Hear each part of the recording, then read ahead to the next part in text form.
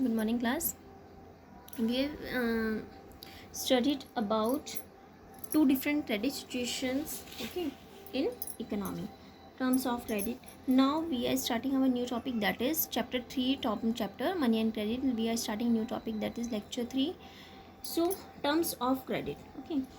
As you know that every loan is given on specified interest rate which the borrower must pay to the lender along with the repayment of the principal. आपको पता है कि जब भी कोई loan दिया जाता है तो वो कुछ इंटरेस्ट पे दिया जाता है, ठीक है. तो जो लेंडर होता है, लेंडर को जो बोरोवर होता है उसको पे करना पड़ता है. प्रिंसिपल मनी जितना लिया था वो तो करेगा ही, साथ में इंटरेस्ट भी पे करना पड़ता है, ठीक है. इन एडिशन लेंडर्स में डिमांड कोलेटरल. कई बार ऐसा होता है कि जो लेंडर्स होते हैं वो कुछ कोलेटरल मीन जैसे कोई चीज़ हम गिरवी रखते हैं ना, सिक्योरिटी की तरह, ठीक है. तो उस चीज़ों की डिमांड करते हैं अगेंस्ट लोन देने के लिए. पहले वो कुछ डिमांड, जैसे आपको पता है कि कोलेटरल के फॉर्म में हम लोग क्या रख सकते हैं, जैसे हमारी प्रॉपर्टी के पेपर्स होते हैं, ठीक है ना, कुछ भी उसमें रख सकते हैं हम लोग एज अ गारंटी, ठीक है. कुछ land, building, vehicle, life stock, deposit with bank, whatever can be keep as a collateral, ठीक है. An asset. अब कोलेटरल क्या होता है? सो कोलेटरल क्या होता है? An asset. इसकी एक डेफिनेशन लिख लेना पहले. The collateral, I am writing here. First write down collateral. Collateral क्या होता है? व्हाट इज कोलेटरल, ठीक है. It can be asked, so you can write an asset that the borrower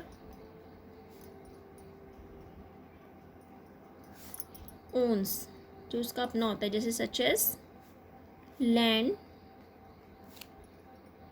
building, vehicle, deposit with bank etcetera,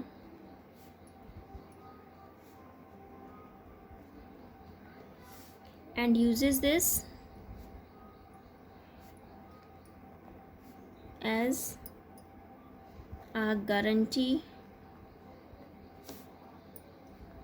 to the lender until the loan is repaid is termed as collateral. जब तक हम पूरा loan नहीं पे कर देते, तो जब तक जो हम असेट को एक तरह से सिक्योरिटी की तरह हम रखते हैं, यूज़ करते हैं एज अ गारंटी, ठीक है ना, लेंडर के पास, तो उसको हम बोलते हैं कोलेटरल, ठीक है, जिसको हम गिरवी रखना बोलते हैं.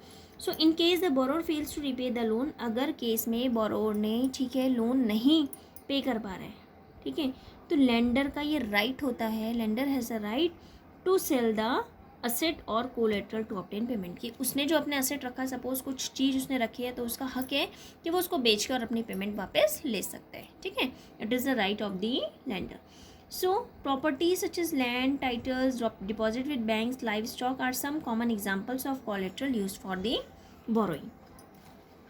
सो नाउ जैसे सपोज एक हाउस लोन. अब आपकी बुक में गिवन है in your NCERT book, just see here, a house loan.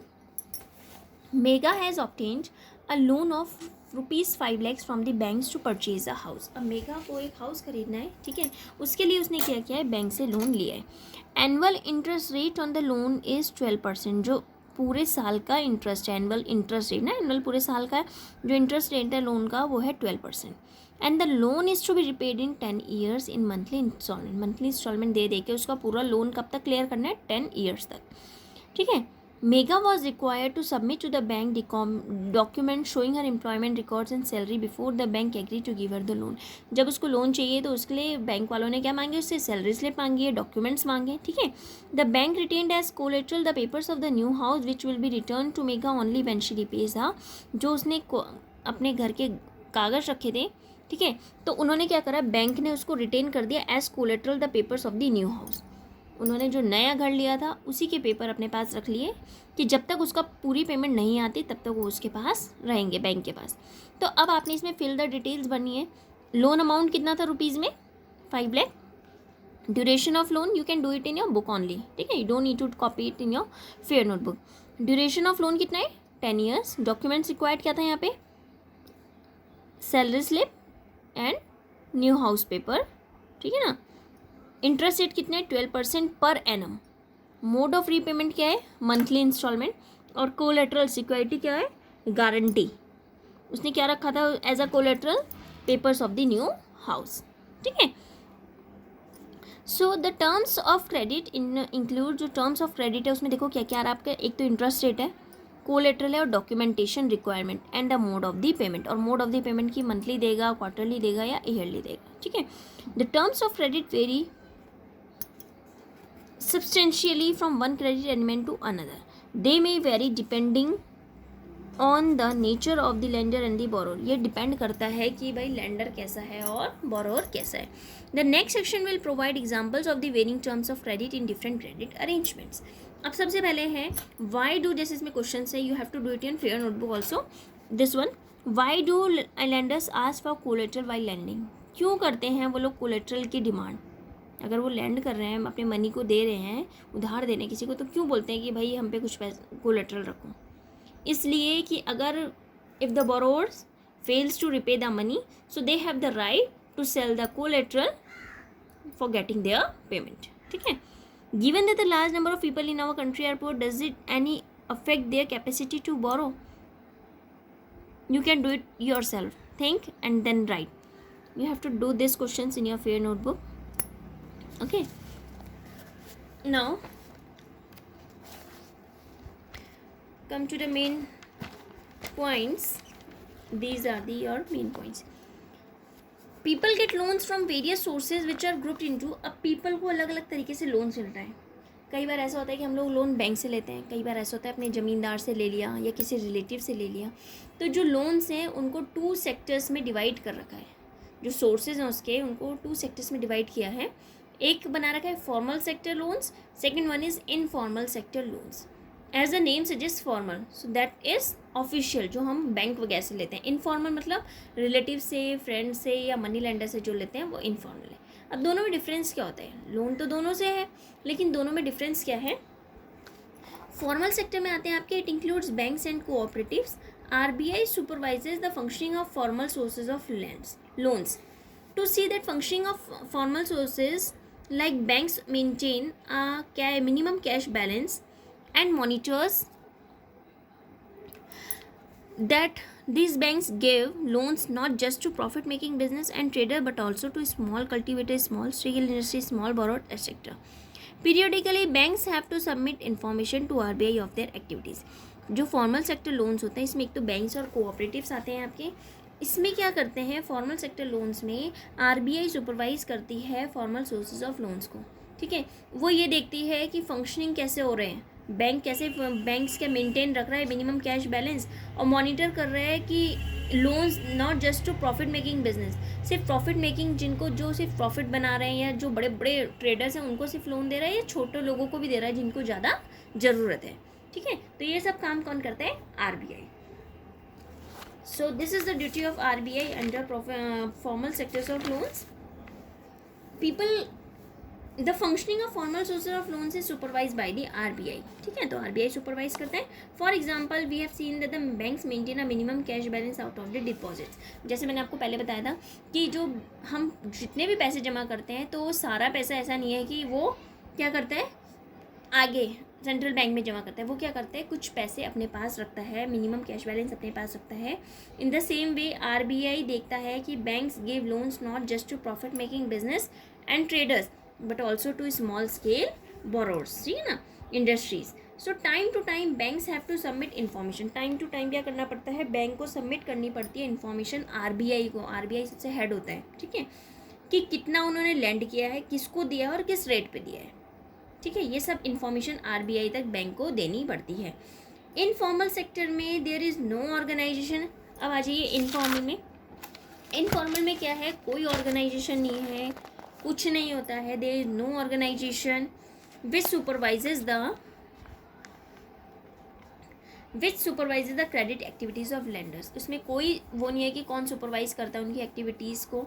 They can land at what ever interest they wish. वो किसी भी कितने भी इंटरेस्ट रेट पे उनको उधार दे सकते हैं. There is no one to prevent them from using unfair means. कोई उनको उस चीज़ों से बचाने वाला नहीं होता है कि अनफेयर मीन्स यूज़ नहीं करना to get their money back, ठीक है.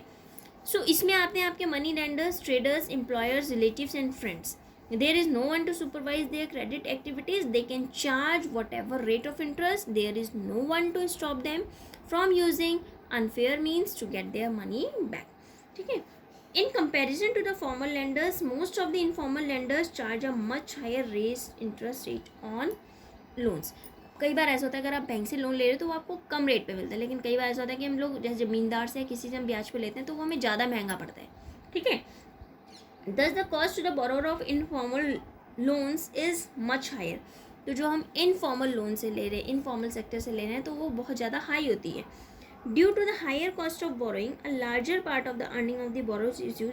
अब क्या है, जब उसको ज़्यादा से ज़्यादा उसने इनफॉर्मल सेक्टर से अगर लोन लिया है तो उसको ज़्यादा से ज़्यादा तो यहाँ पे करना पड़ रहा है. ठीक है ना, एज अ इंटरेस्ट रेट. सो उसके पास जितना उसने कमाया उसमें से आधे से ज़्यादा उसने यहाँ पे दे दिया. Hence borrowers have less income. अब क्या हुआ, उसके पास कम इनकम बची है कि ताकि वो अपनी फैमिली का पूरा खर्चा उठा सके. In certain cases high interest rate of borrowing can mean that the amount to be repaid is more than the income of the borrower. कई बार ऐसा होता है कि जो हमने लोन ले रखा है उसकी किस्त इतनी ज़्यादा जाती है कि जितनी हमारी इनकम भी नहीं होती, उससे भी ज़्यादा. हमारी इनकम कम है, उससे ज़्यादा हमारी आगे उसकी किस्त जा रही है. तो इसमें क्या होता है, डेप्ट बढ़ गया. डेप्ट बढ़ गया मतलब अब मेरे को सपोज 10,000 रुपीज़ मिल रहे हैं. ठीक है, 10,000 रुपीज़ मिल रहे हैं मुझे, और मैंने एक लोन ले रखा है, उसकी किस्त जाती है 15,000. अब क्या हुआ, ठीक है, मेरे को 10,000 मिले, मेरे को 15,000 जमा करने. तो 10,000 में से मेरे को घर का खर्चा भी चलाना है, किस्त भी देनी है. तो मैंने क्या करा, 7,000 रखे और 3,000 मैंने अपने घर के लिए रखे और 7,000 वो, और 15,000 से 8,000 मैंने फिर किसी और से फिर से बोरो किए, तो उसका भी इंटरेस्ट है. तो इससे क्या हो रहा है, डेप्ट ट्रैप. एक के बाद एक जब हम लोग कर्जा जिसको बोलते हैं उसमें फंसते जाते हैं, दैट इज कॉल्ड डेप्ट ट्रैप. ठीक है ना, तो ये चीज़ इंक्रीज हो जाती है. So for this reason banks and cooperative societies are required to lend more. तो इसी रीज़न की वजह से बैंक्स और कोऑपरेटिव सोसाइटीज़ को बोला जाता है कि तुम ज़्यादा से ज़्यादा लोगों को लोन्स दो. This would lead to higher incomes and many people could then borrow cheaply for a variety of their needs. They could grow crops, do business, set up a small scale industry. They could set up new industries or trade in goods. ठीक है, तो ये जो था आपका informal और formal का था. अच्छा, फॉर्मल और इनफॉर्मल में हु गेट्स व्हाट, देखो किसको कितना मिला है. The people are divided into 4 groups. People जो हैं 4 ग्रुप्स में डिवाइड किया है, पुअर टू रिच. इसमें आ जाइए, यहाँ पे देखिए,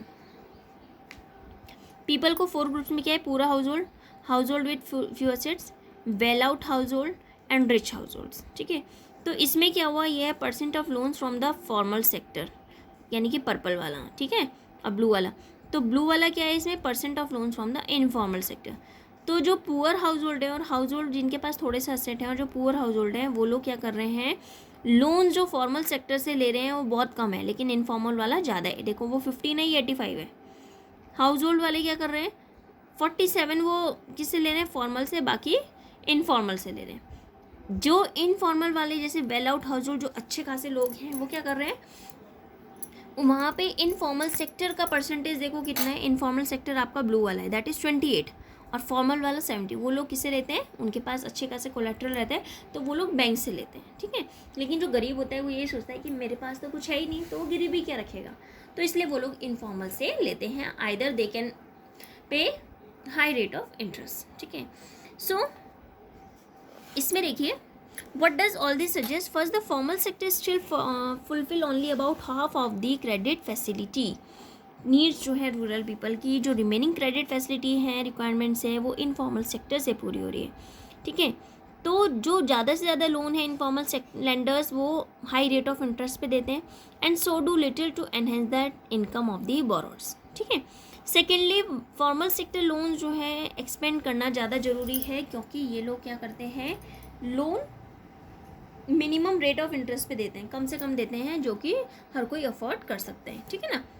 सो here is question that what are the differences between formal sector and informal sources of credit. You have to do this. Why should credit a reasonable rate be available for all. You have to do it. Should there be a supervisor such as the RBI that looks into the loan activities of the informal lenders. Why would ask to be difficult? You should have to do. Why do you think that the share of formal sector credit is higher for the richer household compared to poor? You have to do these questions also in your fear notebook. Okay. Now come to the next, that is last topic, SHG. देखो self help group क्या होता है? Self help group क्या होते हैं?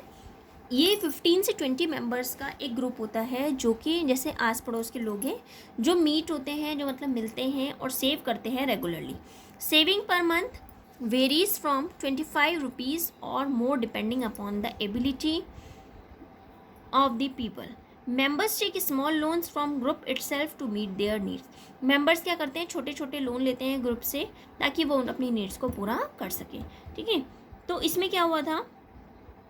इसमें क्या होता है कि जैसे हमारे हमारे नेबरहुड में जैसे कमेटी टाइप की, किट्टी टाइप की स्टार्ट होती है, उसी की बात कर रहे हैं इसमें. ठीक है. तो वो चीज़ बैंक जैसे SHG एक ग्रुप होता है, कुछ लोग अपने ग्रुप बनाते हैं, उससे क्या होता है कि उसमें वो लोग पैसे जमा करते हैं और जब जब उन्हें ज़रूरत पड़ती है तो उससे वो निकाल लेते हैं. ठीक है. बहुत कम लोग जो उसका ग्रुप में रहते हैं किट्टी वगैरह का, तो उसमें उनको कम रेट ऑफ इंटरेस्ट पे मिलता है. So ones of the reasons is that banks are not present everywhere. आपको पता है कि बैंक्स हर जगह प्रेजेंट नहीं है. तो रूरल इंडिया जैसे even when they are present, getting a loan from a bank is much more difficult. अब क्या हुआ, अगर प्रेजेंट है भी तो वहाँ से लोन लेना बहुत मुश्किल होता है. क्यों? क्योंकि वो कोलेट्रल मांगते हैं और बहुत से लोग जो गरीब लोग हैं उनके पास कोलेट्रल कुछ होता नहीं है रखने के लिए. ठीक है. So as we saw that bank loans require proper documents and collateral. तो जो मेजर रीज़न है जो प्रिवेंट करता है पुअर को लोन्स बैंक से लेने के लिए, वो तो यही है कि एब्सेंस ऑफ कोलेट्रल. उनके पास कोलेट्रल नहीं होता है. ठीक है. Informal lenders such as money lenders on the other hand know the borrowers personally. अब जो इनफॉर्मल सेक्टर से अगर वो इनफॉर्मल सोर्स से लोन ले रहे हैं तो उसमें क्या वो मनी लेंडर अच्छे खासा उसको जानता है. किसे? जिससे वो बोरोर्स को जानता है. ठीक है. Personally and hands are often to give a loan without collateral. और उनको विदाउट कोलेट्रल वो लोन दे देता है. ठीक है. Borrowers can if necessary approach the money lenders even without repaying their earlier loans. फिर से जो है उनसे बोल देता है कि भाई मैं पहले वाला नहीं दे पाया, मुझे इतने पैसे और दे दो, तो वो और दे देता है. However the money lenders charge very high rate of interest, keep no records of the transaction and harass and exploit the poor borrowers. कोई रिकॉर्ड्स नहीं रखता है और क्या करता है, इस तरह से जो गरीब लोग होते हैं उनके फ़ायदा उठाते हैं. ठीक है. In recent years people have discovered some newer ways of providing loans to the poor. अब क्या हुआ, जो कुछ टाइम से लोगों ने नए नए तरीके ढूंढे हैं कि ताकि गरीब लोगों को लोन मिल सके. ठीक है. So the idea is to organise rural poor in particularly women into small self help group and poor their saving. ठीक है. कि ताकि उनकी जो है छोटे छोटे ग्रुप बनाए और उनकी सेविंग इकट्ठी करनी स्टार्ट करी. जो SHG है जैसे मैंने आपको बताया 15 से 20 मेंबर्स होते हैं जो बिलोंग करते हैं नेबरहुड से, मीट करते हैं और सेव रेगुलरली. जो उनकी सेविंग पर मेंबर होती है वो 25 से 25 से 100 रुपीज़ तक होती है. ठीक है ना. It depends on the ability of the people. वो डिपेंड करता है कि लोग 25 रुपये जमा कर रहे हैं, 35 कर रहे हैं, 100 तक कर रहे हैं. एबिलिटी पे डिपेंड है. Members can obtain small loans from the group itself to make their requirement. Members जो होते हैं उसके वो ग्रुप से ही लोन ले सकते हैं. The group charges interest on this loan but is still what ever the money charges. वो भी इंटरेस्ट रेट पे दे रहे हैं